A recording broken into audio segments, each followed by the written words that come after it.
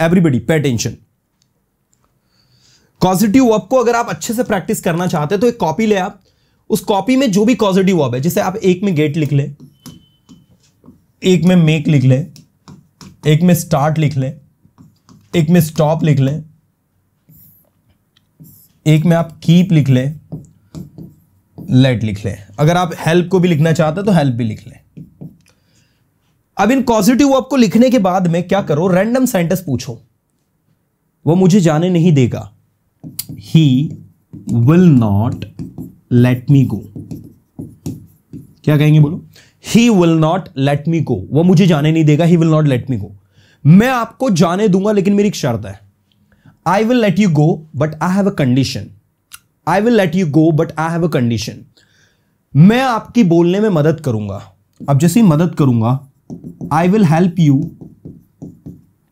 Speak.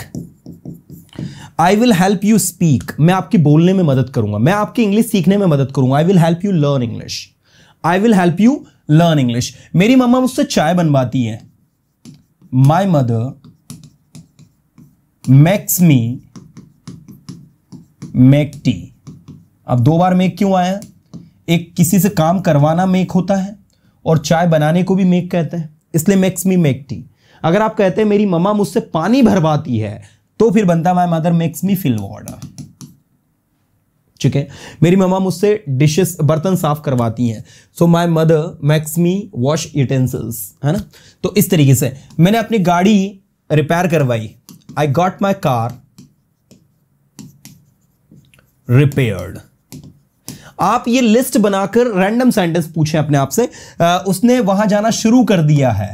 अब किसी व्यक्ति ने कोई काम करना शुरू कर दिया तो ही हैज स्टार्टेड, ठीक है ना, कोई काम शुरू कर दिया किसी ने, है ना, he has started going there. मैंने वहां जाना शुरू कर दिया, I have started going there. मैंने पढ़ाई करना शुरू कर दिया, आई हैव स्टार्टेड स्टडिंग। मैंने सेंटेंसेस बनाना बंद कर दिया है, I have stopped making sentences. I have stopped making sentences. बोलना शुरू करो, स्टार्ट स्पीकिंग। वहां जाना बंद करो, स्टॉप गोइंग देयर। कुछ नया सीखना शुरू करो, start learning something new. Start learning something new. Sentences बनाना शुरू करो, स्टार्ट मेकिंग सेंटेंसेस। समय की वैल्यू करना शुरू करो, स्टार्ट वैल्यूइंग द टाइम। क्या कहेंगे बोलो, स्टार्ट वैल्यूइंग द टाइम। बोलते रहो, कीप स्पीकिंग। लिखते रहो, कीप राइटिंग। जैसे कोई काम को करते रहना तुरंत दिमाग में आ जाना चाहिए कीप। किसी को कोई काम करने देना तुरंत दिमाग में आ जाना चाहिए लेट। आपको इतनी बार प्रैक्टिस मैंने करवाई, अगर आपको याद हो तो मैंने एक सेंटेंस को आपको पूरा बोलना सिखाया था कि आपको एक पूरे 12 में बोलना है। वो मुझे जाने देता है, ही लेट्स मी गो, उसने मुझे जाने दिया, ही लेट मी गो, वो मुझे जाने देगा, ही विल लेट मी गो, मुझे जाने दे रहा है, he is letting me go, वो मुझे जाने दे रहा था, ही वाज लेटिंग मी गो। मैंने आपको क्यों बुलवाया था? दैट वॉज द लॉजिक कि जब आप यूज टू हो जाते हो ना तो ऑटोमेटिक आपकी टंग जो है ना सेंटेंस को बोलना स्टार्ट कर देती है। और आप में से जो भी लोग सेशन में रेगुलर रहे होंगे उन्होंने खुद ने इस चीज को फील किया होगा कि अब उनका ब्रेन है ना एक्टिव उस लेवल पर हो गया है कि they can answer it anything. कभी कभी इंप्रूवमेंट पता हमको दिखता नहीं है, जैसे आपकी हाइट बढ़ रही है, आपको नोटिस होता है कि आपकी हाइट बढ़ रही है, आप मोटे हो रहे हो, आपको नोटिस होता है कि आप मोटे हो रहे हो। तो ये जो चीजें हैं ये नोटिस नहीं होती है बट ये होती है। सेल्फ इंप्रूवमेंट का भी ऐसा ही है। आप इंग्लिश सीख रहे हो नहीं सीख रहे हो, ये आपको तब एहसास होता है जब आप किसी के साथ बोलने लग जाते हो या कोई आपके सामने इंग्लिश में बोल रहा है, you can reply it, then you feel कि यार हमें इंप्रूवमेंट आ रहा है। तो इंप्रूवमेंट को ऐसे मेजर किया जाता है, ऐसा नहीं कि नहीं हम तो वैसे के वैसे ही हैं जैसे पहले थे। नो, आप में इंप्रूवमेंट है लेकिन वो इंप्रूवमेंट को देखने का नजरिया चाहिए हमको। ओके, मैं अपनी कार कल रिपेयर करवाऊंगा क्योंकि आज मेरे पास टाइम नहीं है। I will get my car repair tomorrow because I don't have time today. इस समस्या को ठीक करवाओ, get this problem fixed, get this problem fixed. इसको 2 दिन के अंदर वहां भिजवाओ, get it sent within 2 days, get it sent within 2 days। मैं इसे 2 दिन में वहां भिजवा दूंगा, आई will get it sent within 2 days। मैं इसे 2 दिन में वहां भिजवा दूंगा। क्या कहोगे इंग्लिश में? I will get it sent within 2 days। मैं इसे नहीं भिजवा सकता, I can't get it sent, मैं इसे कल भिजवाऊंगा, I will get it sent tomorrow.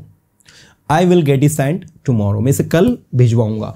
इसी तरीके से मेरी मामा ने मुझसे खाना बनवाया, my mother made me cook food, मैं आपसे सेंटेंसेस बुलवाऊंगा, I will make you speak sentences, I will make you speak sentences, मैं आपकी इस काम में मदद करूंगा, I will help you in this work, I will help you in this work, लेकिन मैं आपके इंग्लिश सीखने में मदद करूंगा, I will help you learn English, I will help you learn English. ये टेक्निक आपके इंग्लिश सीखने में मदद करेगी। This technique will help you learn English. If you follow this technique will help you learn English. मैं जानता हूं ये टेक्निक इंग्लिश सीखने में मेरी मदद करेगी। I know this technique will help me learn English. So this is the way. Help ऐसे ही होता है कीप, किसी कार्य को करते रहना। मैंने कहा बोलते रहो, कीप स्पीकिंग, लिखते रहो, कीप राइटिंग। वो हमेशा हंसते रहता है, ही ऑलवेज कीप्स लाफिंग। हमेशा मुस्कुराते रहना एक अच्छी आदत है। Always keep smiling is a good habit. Keep smiling always is a good habit. या it is good habit to always keep smiling. जिस भी वे में बनाना चाहो बना दोगे आप। हमेशा समय की वैल्यू करना एक अच्छी आदत है। It is good habit to value the time always, you know. तो ये तरीका अपनाओ कि आप क्या करो, जो भी चीज की प्रैक्टिस, कॉजेटिव वर्ब, जैसा अभी आपने पूछा सर कॉजेटिव वर्ब दिक्कत देता है, तो कॉजेटिव वर्ब के पूरे सारी कॉजेटिव वर्ब लिख लो, उनका मीनिंग लिख लो। गेट मतलब किसी से कोई काम करवाना, मेक मतलब भी किसी से कोई काम करवाना, स्टार्ट मतलब कोई काम करना, शुरू करने लगना, कोई काम शुरू करना या फिर किसी काम को करने लगना। स्टॉप मतलब होता है किसी काम को बंद करना, ठीक है। हेल्प मतलब क्या होता है, सहायता करना किसी की। कीप मतलब होता है किसी काम को करते रहना। लेट मतलब होता है किसी को कोई काम करने देना।